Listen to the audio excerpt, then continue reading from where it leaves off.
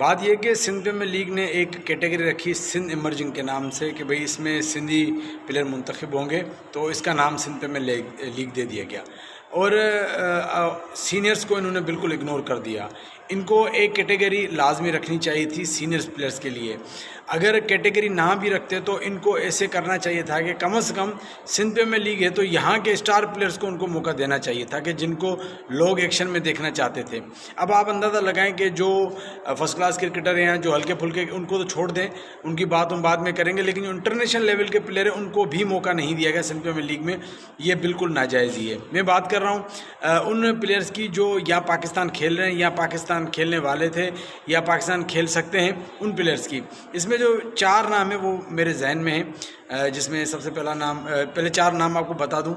नोमान अली हैदराबाद से, साद खान, आसिफ महमूद और काशिफ भट्टी। अब ये चारों प्लेयर ऐसे हैं जो इंटरनेशनल लेवल के प्लेयर हैं, इनको भी सिंध प्रीमियर लीग में मौका नहीं दिया गया। इससे अंदाज़ा लगाएं कि किस तरह से यहाँ के टैलेंट को इग्नोर किया जाता है कि जो सिंध प्रीमियर लीग आई सिंध के टैलेंट को प्रमोट करने, उसमें भी सिंध के टैलेंट को जगह नहीं मिली। अब देख लेंगे नोमान अली जो करंटली पाकिस्तानी टीम का हिस्सा हैं, उनको भी सिंध प्रीमियर लीग में मुंतखब नहीं किया गया। वो गोल्ड कैटेगरी में थे, हालांकि वो बहुत ही ज़बरदस्त बॉलर हैं अगर वाइड बॉल की बात की जाए, लेकिन माजी में भी उनको एक ठप्पा लगा दिया गया है कि भाई वो वाइड बॉल नहीं कर सकते। हालांकि वो वाइड बॉल के बहुत ज़बरदस्त बॉलर हैं, लेकिन सिंध प्रीमियर लीग में उनको मौका मिलना चाहिए था।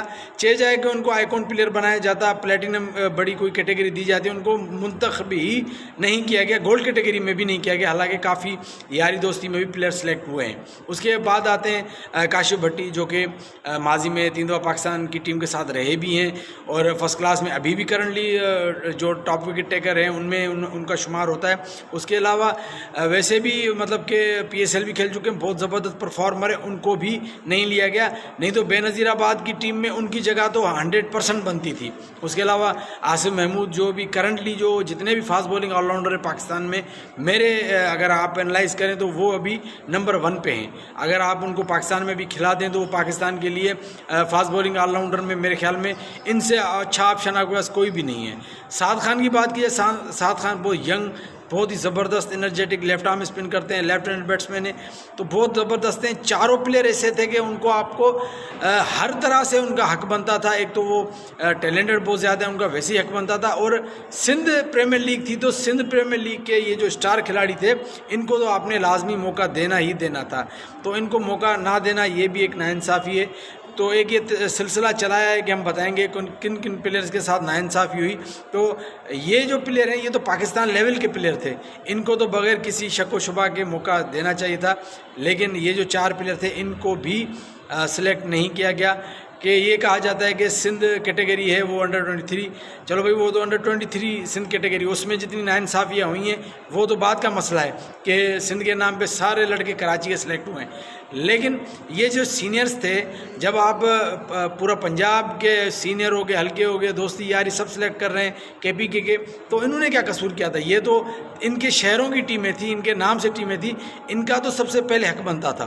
तो मैंने कहा इनके हवाले से बताएं कि भाई नोमान अली टेस्ट क्रिकेटर, काशिफ भट्टी भी आलमोस्ट टीम का मेंबर रहे हैं लेकिन खेले नहीं, आसिफ महमूद भी पाकिस्तान 19 और पाकिस्तान के आलमोस्ट हर लेवल के अभी अमेरिका में है।